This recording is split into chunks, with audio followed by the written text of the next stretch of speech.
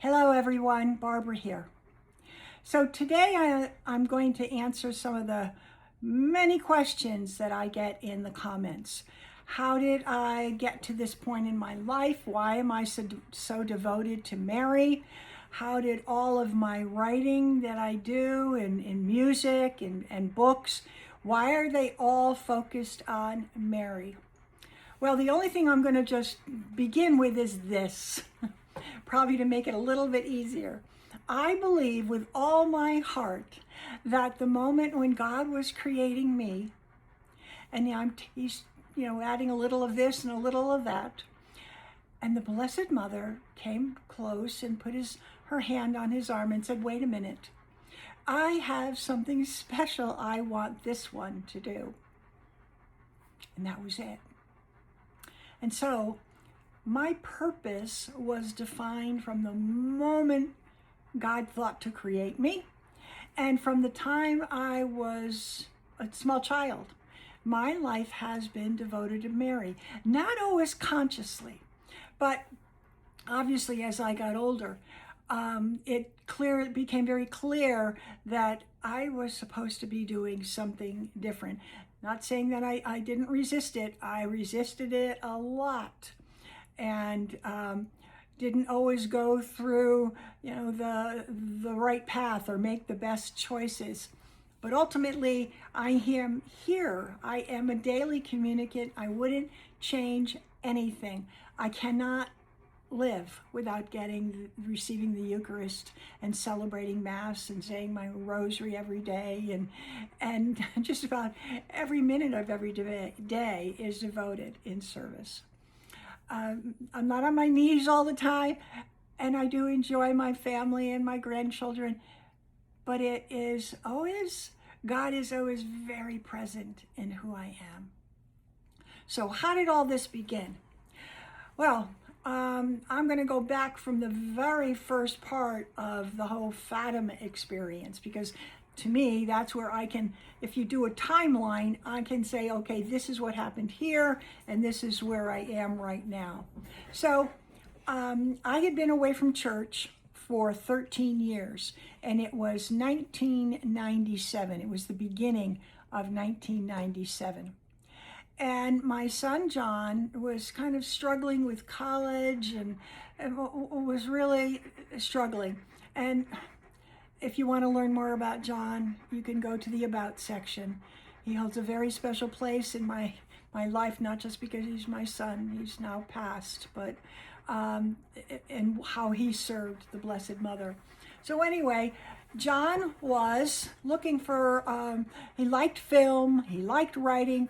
So I happened to knew a man who was teaching at NYU's film school. And sure enough, he said, "Come on, bring him into the city and I'll talk with him about maybe enrolling in one of the film classes here." So we go in. His name was Sumner Glimpsher, and he was actually the chair of the English department of film. And so we go up to his apartment, and he and John are talking, and I'm sitting there just looking at a magazine, and it is what's called The Journal. And it had a list of all of the various graduate programs that NYU had. And sure enough, it had a graduate degree in writing musical theater.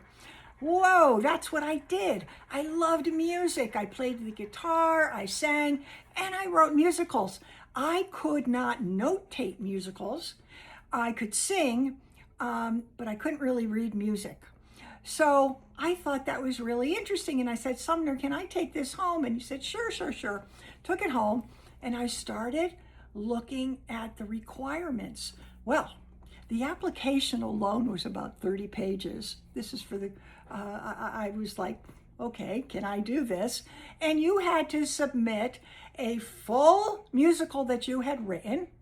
And they admitted people in either as a lyricist, so somebody who wrote the lyrics, somebody who wrote the book, the script, or somebody who wrote the music.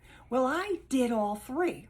So I wasn't quite sure how I, was defining that, but that's what my application entailed.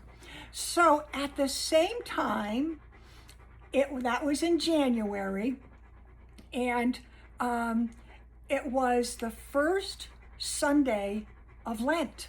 And I was invited with a friend to go to Mass. And as I said, I had not been to Mass in 13 years. And it was the infant church. It was in Orange, Connecticut. And I'm going to misremember the name. The little infant Jesus. Anyway, I went. And sure enough, I was like totally embraced by the community of people, all joyfully worshiping God together, singing together. It was just amazing. And I happened to belong and within walking distance to this church, St. Gabriel's. So I said, you know what? Maybe I'll start going again. So the next Sunday I went to St. Gabe's. And Sunday after that again, I went to St. Gabe's. And one Sunday after another, I just kept going. And then I started to go to morning Mass. And then I went again and again. And I started praying my rosary again and again and again. So now, all through Lent, all through Easter Sunday, all the way to April, and this was, I didn't know whether I got into the program or not, but I did. And sure enough, that fall, I was seated with 22 people out of 2,000 that had applied to this program at NYU. I got in. I didn't know how that happened, but I got in. Then, now, I'm going to daily Mass now, and I cannot tell you that my heart was so full of love and God. I just can't explain what it felt like. So I finished my first year, and at the end of the first year in April, you had to submit what your thesis project, what you were going to turn into a musical. Well, I figured I had written my autobiography called Sing a Song of Sixpence, and I turned that into a stage play. So I figured, you know what? I'll turn that into a musical. I was the only one that didn't live in New York. I was a nurse, so I put myself through grad school, working double shifts on the weekend. And excuse me, I would write and write and write. And but my thesis got approved. And then one day, before working a nursing shift, early in the morning, before sunrise even, I was running on the beach praying my rosary when a voice as real as you, I thought somebody was behind me, but it was, "You must write about the Marian apparitions." And I turned around and I thought for sure I was going to see somebody, but there was nobody there. I went home, got in the shower. Same thing happened. I'm in the shower. "You must write about the Marian apparitions." And the voice would not leave me. So I started looking online to see exactly what that meant. And sure enough, I found out at the time there were I don't know, like 8,000 visits that were recorded, not necessarily approved, but recorded visits since 42 AD, when Mary first appears to James outside of Saragossa, Spain. So I'm trying and I'm writing, and I'm not successful at all. And about 2 or 3 weeks go by, and finally I just said, I'm not doing this. I refuse. This is too much. How am I going to get, a 2-hour musical out of all these visits? Which do I choose? So I left my writing room, not with my rosary beads, but I just left, running on the beach in anger. It was pouring out, and I didn't care. I just wanted to run. It was summer. It was fine. I come back home. I go up to that room, and I opened the door, and it was filled with the scent of roses. I mean, filled with the scent of roses. Nowhere else in the house. I was house sharing at the time, and I said, you know, will you go upstairs to my writing room and just open the door and tell me what? And so the person goes upstairs and comes back down, and she says, where'd you get the roses from? What's that about? So somebody else validated it for me. So I go back upstairs and I search online, and I found out that was the way the Blessed Mother makes herself known.